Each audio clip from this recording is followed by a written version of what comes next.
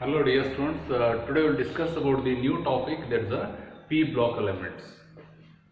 So all of you know the periodic table classified into 4 blocks. So that is, you see here,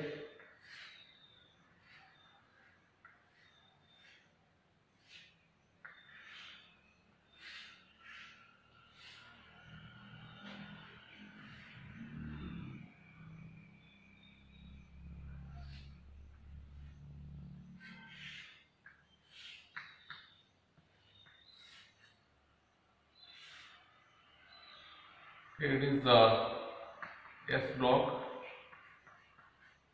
group 1 and group 2, and it is a P block,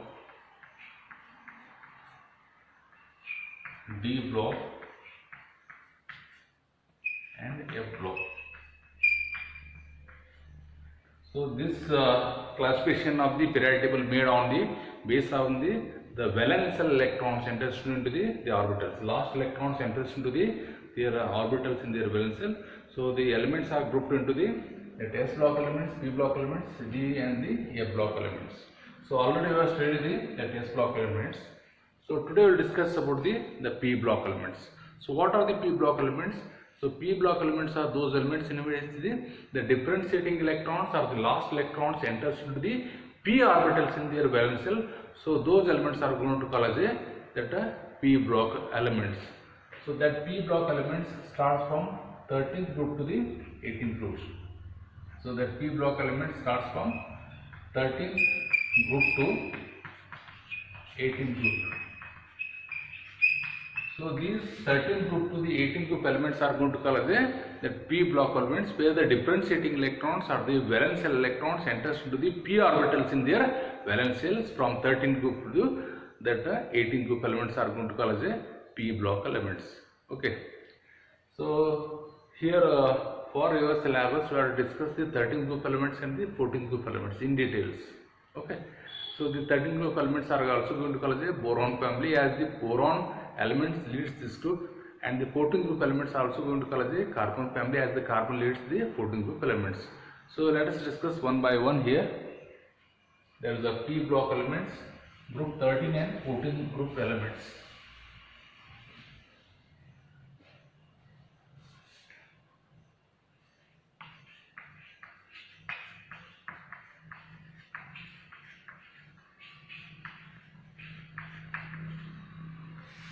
We will discuss about the group 13 elements. So group 13 elements includes that boron is there, aluminum is there, gallium is there, indium is there, and the thallium belongs to this elements, this group. So there is a boron, aluminum is there, then the gallium and indium and thallium. So these are the elements: boron, aluminum, gallium, indium and thallium. These are the elements present in that 13 group elements. So in details we will discuss about the 13 group elements. First we will discuss about the general characteristics, their occurrence, their atomic size, their electronegativity, electronic configurations. In details we will discuss one by one. So now we will discuss about the general characteristics of these elements.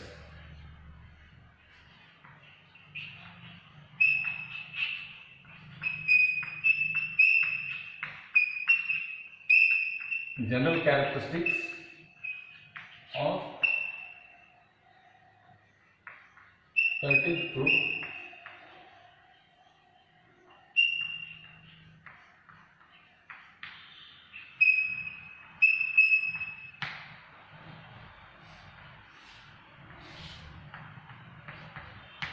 So already you know that these elements, that the boron is there, so aluminum is belongs to this group, gallium and indium and thallium.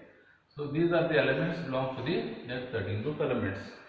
So that is the boron is there, aluminum is there, gallium is there, indium as well as the thallium. These are the elements belongs to that 13 group. So what about the occurrence? The first general characteristics we will discuss occurrence.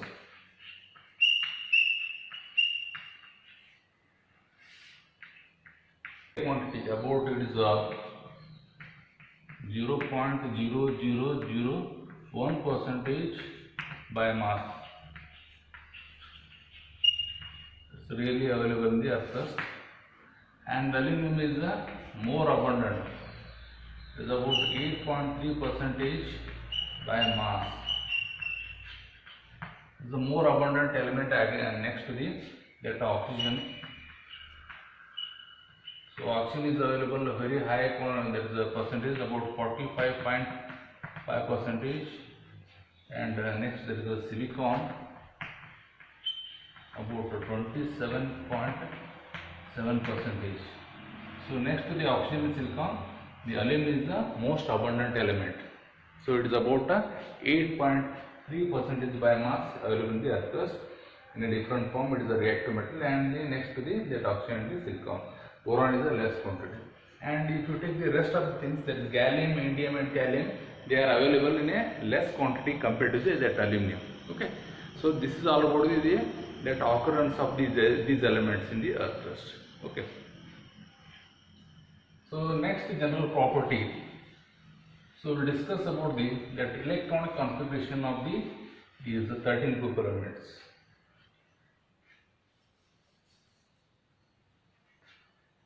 Second one,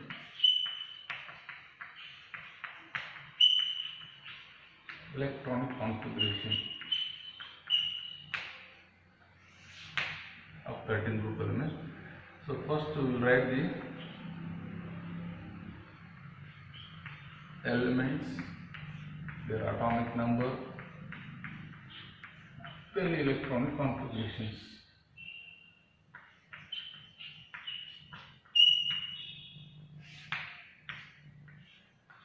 Then valence shell electronic configuration.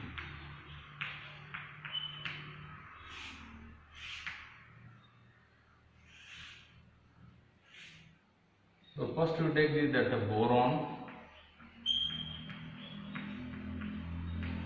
so whose atomic number is 5.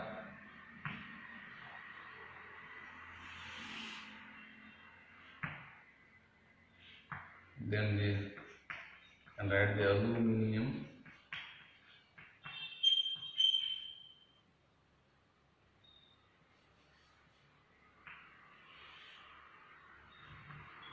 Al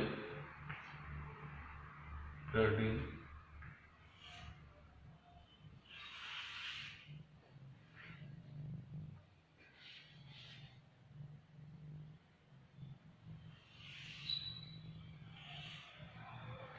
Then the gallium,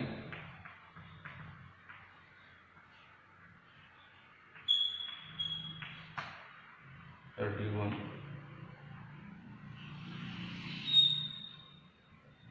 Then the indium,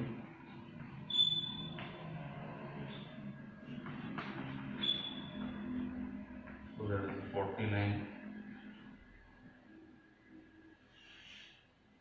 And the thallium,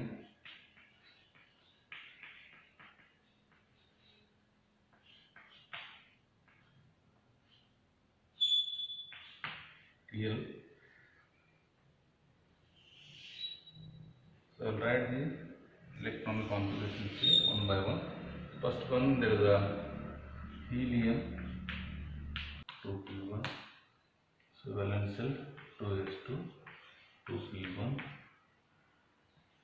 So there is a neon 3s2 3p1. Then the argon 3d10 4s2 4p1. So it is a 3s2 3p1. Then the krypton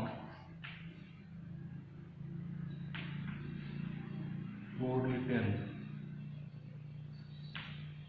5s2 5p1. So it is a 4s2 4p1. Then this is 8p1. So xenon 4f14, 5d10, 6s2, 6p1. So 5s2, 5p1, 6s2, 6p1. So you can see this electronic configurations. Boron B, that is atomic number 5, helium 2s2 2p1. So valence cell electronic configurations 2s2 2p1. Then the aluminum Al 13, neon 3s2 3p1. So 3s2 3p1 is the valence cell electronic configurations. Gallium 31, argon 3d10 4s2 4p1 4s2 4p1. Then the indium 49, 4d10 5s2 5p1. So 5s2 5p1 is the valence cell electronic configurations. Thallium Pt1. So that is 4f14, 5d10, 6s2, 6p1. So 5s2, 6s2, 6p1 is the valence cell electron configurations. So by seeing this one, so by studying the electronic configurations, we will come to know the how many electrons are there in a valence cells. So what is the general electronic configurations for this 13 group elements? So you know that general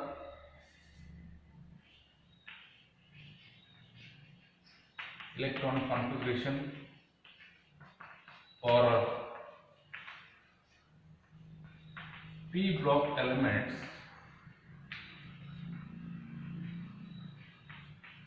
all of you know that what is that noble gas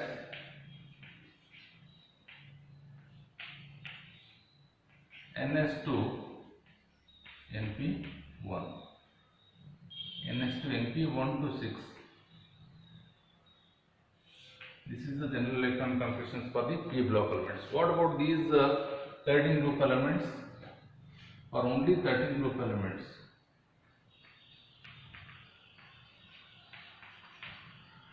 For 13 group elements, noble gas,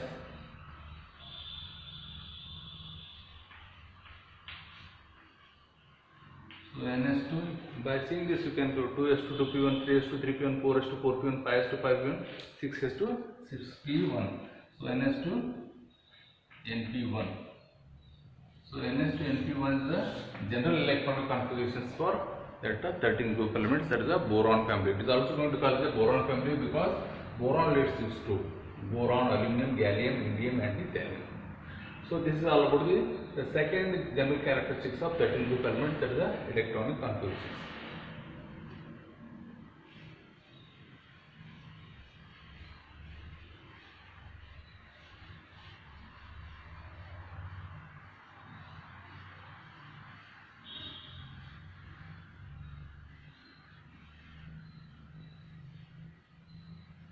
So third one, atomic size. Third general characteristics.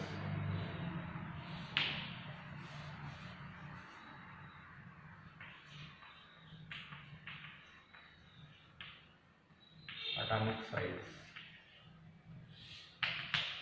So atomic size we are going to express in terms of the atomic radius as well as the ionic radius.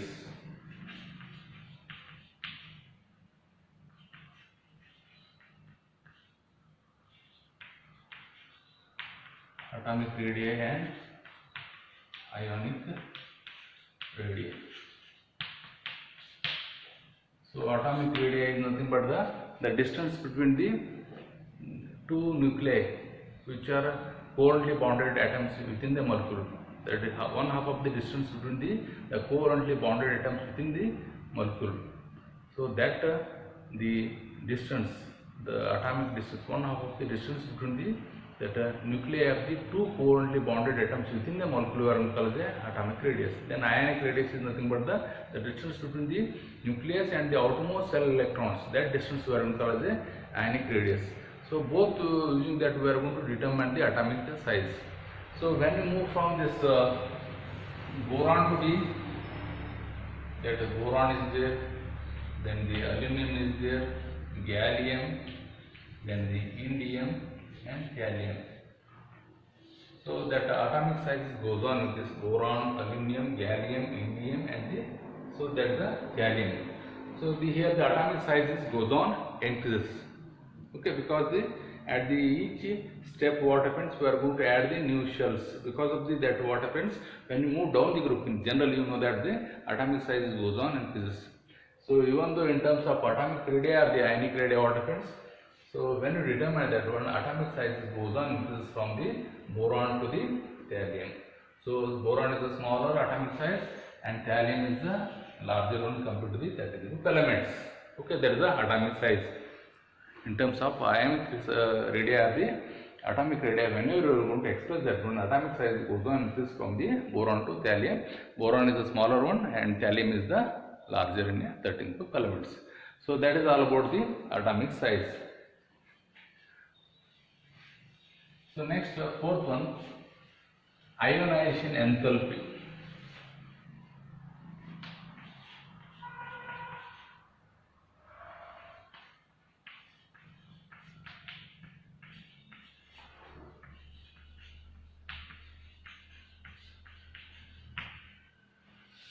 Ionization enthalpy.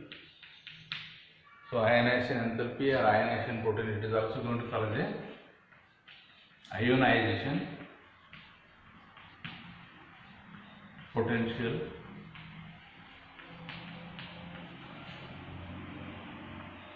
or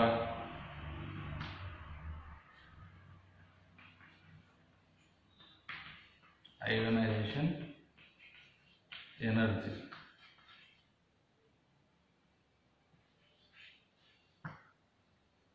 So ionization potential or ionization energy or ionization enthalpy, the meaning is same. So what is that ionization enthalpy? Ionization enthalpy or ionization energy or ionization potential is nothing but the amount of energy required to remove that outermost neutral, amount of energy required to remove the electron from the outermost gaseous neutral atom, we are called as a ionization enthalpy or ionization potential or ionization energy. Okay. So when you observe in the 13th group, that is a boron, so aluminum, gallium, then the indium and thallium, what happens? So that ionization enthalpy goes on, decreases down the group. It is decreases. So that is a reduces. It decreases from boron to the thallium because of the atomic sizes increases. As the atomic size increases from boron to thallium, what happens? The effective nuclear charge decreases. As the effective nuclear charge decreases, the outer shell electrons are loosely held to the nucleus. So that's why the ionization enthalpy decreases from boron to the thallium. So boron has got the high ionization enthalpy and the thallium has got the lower that ionization enthalpy compared to that boron. Okay. So that's why the ionization enthalpy goes on decreases from that boron to thallium when you move down the group in a 13th group. So that's all about the ionization enthalpy with respect to the 13th group elements. So the ionization enthalpy here also, as in all the group it decreases, in a 13th group also that ionization enthalpy goes on decreases from boron to the thallium. So this is all about that ionization enthalpy. So these are the four general characteristics of that 13 group elements, that it may be occurrence or their electron configurations or the atomic size or the ionization enthalpy. Okay. This is the chemical properties of that 13 group elements. So basically the first one, there is a reaction with metals.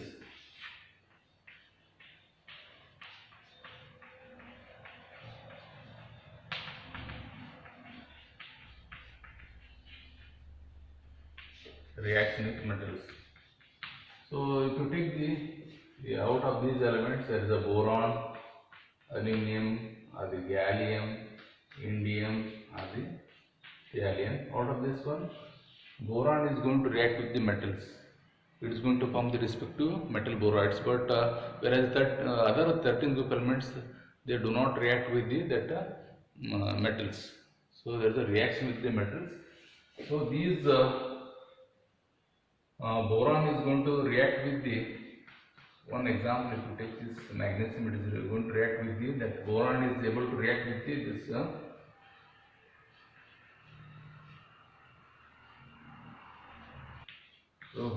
this boron is treated with the magnesium boride is going to form.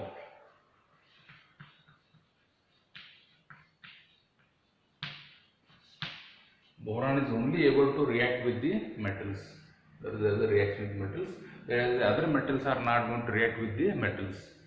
So among this, all the elements, boron, aluminum, gallium, indium and thallium, so that reaction with the metals. So when the boron is alone going to react with the metals, and it is going to form with respect to metal borides are going to form. To take one example, when the magnesium is treated with the boron, it is going to form the magnesium borides are going to form. So that is the reaction with the metals. If you take the reaction with the non-metals,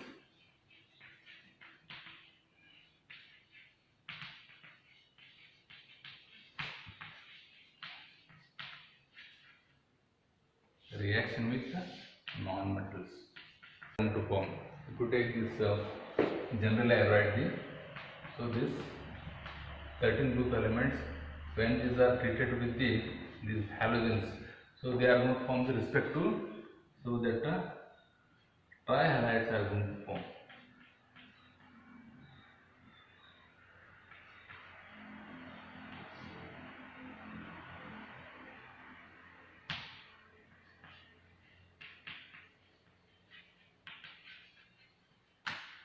So whenever this 13 group elements, it may be the boron, aluminum, gallium, indium or thallium is treated with the any halogens. X means halogens. It may be fluorine, bromine or the iodine. When they are treated with these 13 group elements, so they are going to form the respect to metal trihalides are going to form. So here M is nothing but the what?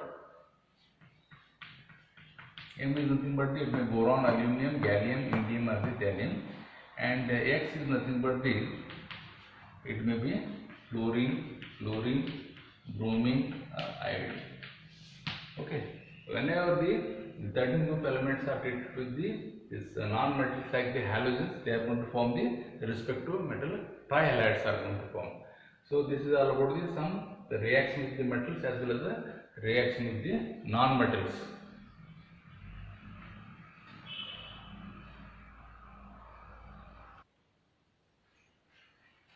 So next is that reaction with the chemical property, reaction with water.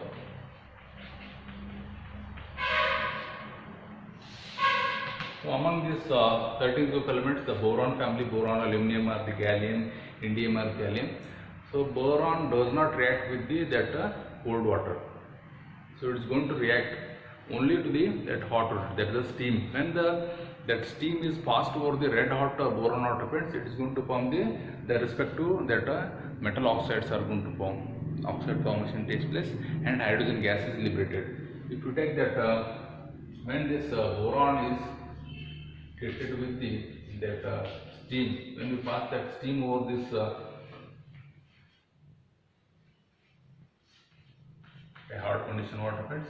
It is going to form the respective boron trioxide and the hydrogen gas is going to be different. This happens when that this steam that is when the steam is passed over the red hot boron, it is going to form this boron trioxide and the hydrogen gas is liberated. So boron is not going to react with the cold water, only it reacts with that hot water in a hot conditions. So when the steam is passed over the red hot boron, it is going to form the respective this oxide formation takes place, boron trioxides. Even that aluminum also react with the hot conditions only. So that aluminum, so it is going to form that Al2O3. Then here also hydrogen gas is going to liberate. Okay. So this is also when this aluminum is treated with that hot water, it is going to form the aluminum oxide and the hydrogen gas is going to be liberated. Then this remaining that gallium and indium, so they are not going to react with that hot water or the cold water. Okay. So thallium forms the oxide layer Whenever it comes in contact with water means it is going to form the, it is more active than the that gallium. It forms the oxide layer over it. So these are not going to react with the that water, that gallium and the indium. It may be in a hot condition or in a cold conditions. Only in a hot condition the boron is going to react with water and the aluminum. They are going to form the respective oxides. Boron trioxide and the aluminum oxides are going to form with liberation of the hydrogens. So this is that action of that water on the 13 group elements. That is the reaction of with water, the 13 group elements. Okay.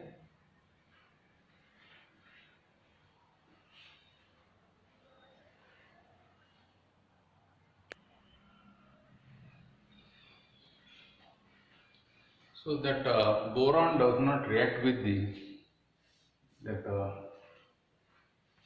next one, reaction with acids. So if you take the boron, aluminum and gallium, indium and thallium, among these the reaction with acids we will discuss now. So next. So among this one, boron is not going to react with that HCl and dilute H2SO4. But the rest of the elements are going to react with these HCl as well as the dilute H2SO4. You can see here. So here see that concentrated H2SO4. So it is going to form the H3BO3 and this SO2 gas is going to be liberated. So only that boron is going to react with the concentrated H2SO4, it is going to form the H3BO3 and SO2 gas is going to be liberated. Even it is going to react with the concentrated HNO3 also. It is going to form the boron is treated with the concentrated HNO3, it is going to form this boric acid and the nitrogen gas is liberated. So boron is able to react with the concentrated HNO3 as well as the concentrated sulfuric acid, and their respective acids are going to form. Okay. So that is a reaction with the acids we are discussing here. Okay. So the H3BO3, when it is treated with the concentrated H2SO4 and the sulfur dioxide is going to be liberated. When the concentrated HNO3 is treated with the boron, it is going to form that H3BO3 and so this NO2 gas is going to be liberated. So this is the reaction with the acids. Even that aluminum is going to react with the concentrated H2SO4.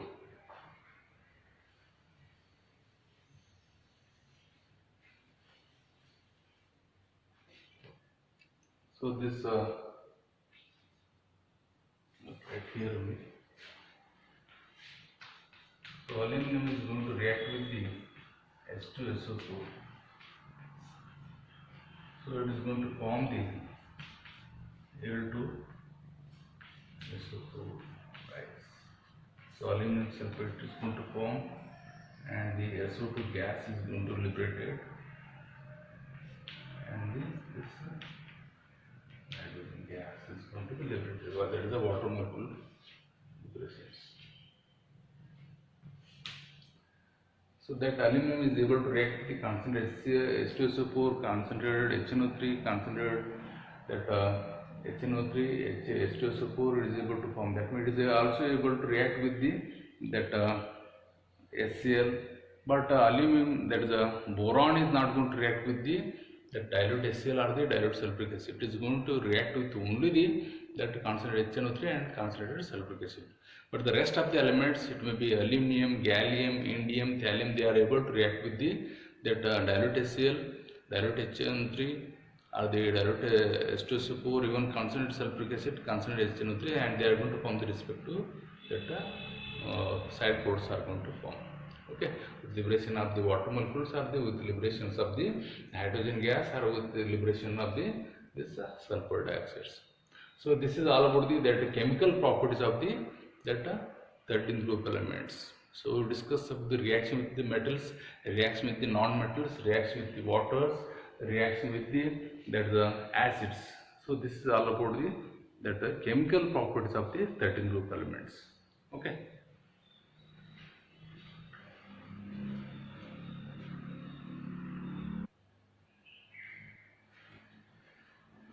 next is the that anomalous behavior of the boron.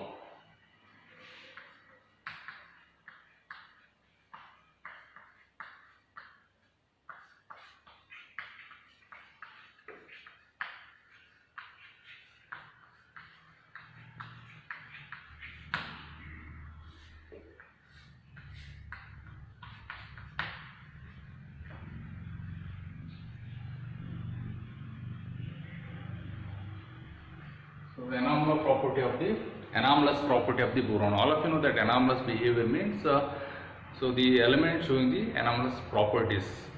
So in S block elements also we discuss. Okay, there is anomalous behavior. So here also anomalous behavior means the elements which is present at the top of the group, it shows some unusual characteristics or the irregular characteristics. That is, you can take the boron is there, then this aluminum, gallium, indium and the thallium.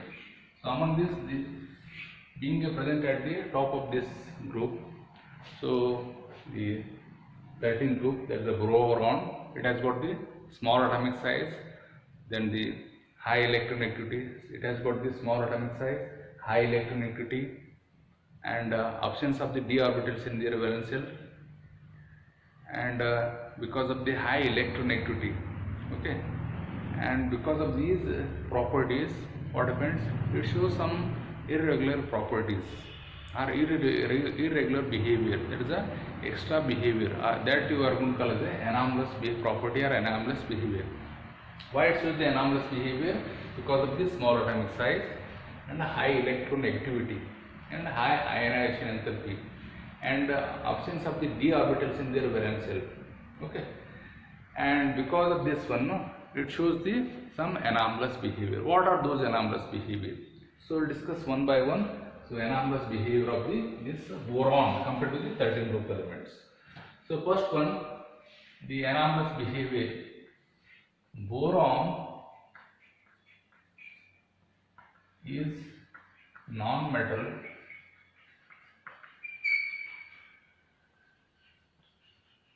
whereas other 13th group elements are metals. That is the first anomalous behavior. It's a non-metal. Boron is a non-metal and the rest of the 13 group elements are the metals. It is a non-metal. Boron is the non-metals and all the remaining the elements, it may be the aluminum, then the gallium, indium, thallium, these are the metals. Then the second, the anomalous behavior shown by the boron is, so the boron, always the boron forms the covalent compounds. Boron forms covalent compounds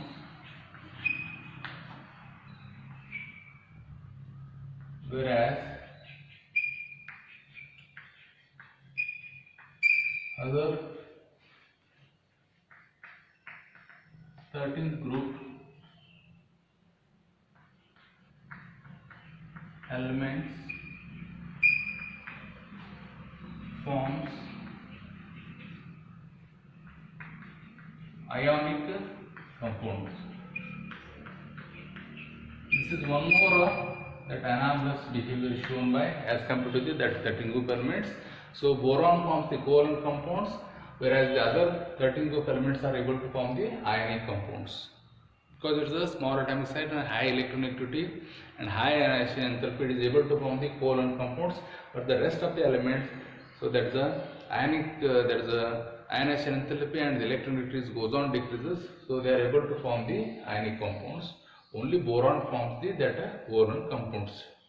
Then one more is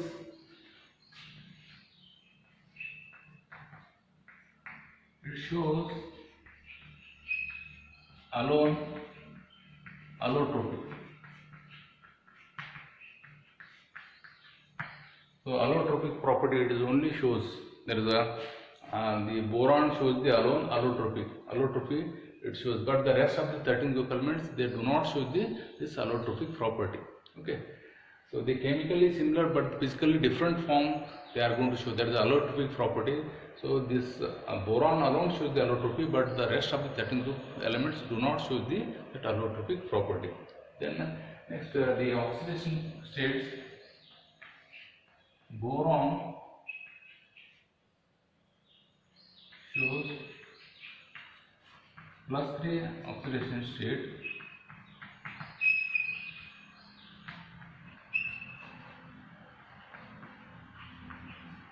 but the other 13 group elements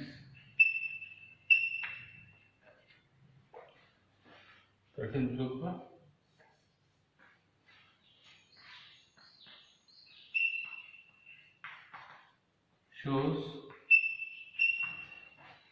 +1 as well as +3 oxidation states. This is about that oxidation states shown by that boron and the rest of the elements. So boron shows the +3 oxidation state,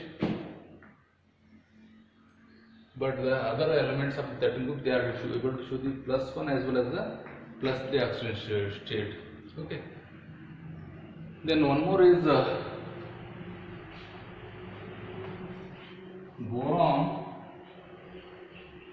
shows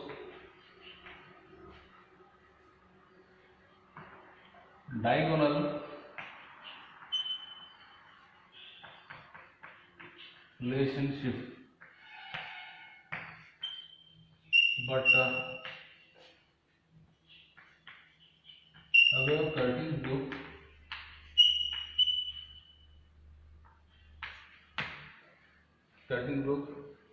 elements do not show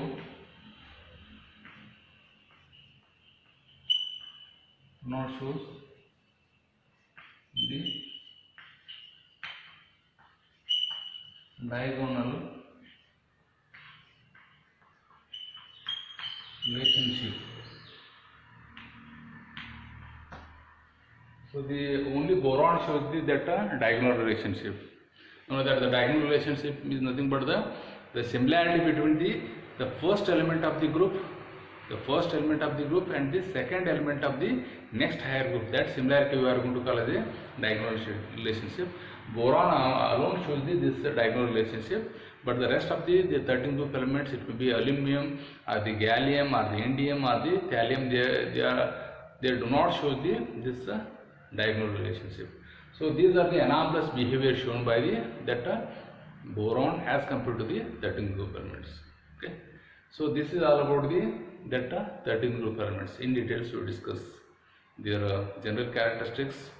It may be their occurrence, electron configurations, there is the atomic size, there is the ionization enthalpy, then the chemical properties and the anomalous behavior of this boron. Okay, so this is all about that 13 group elements, and the rest of the remaining part of this topic will continue in the next class. Have a nice day.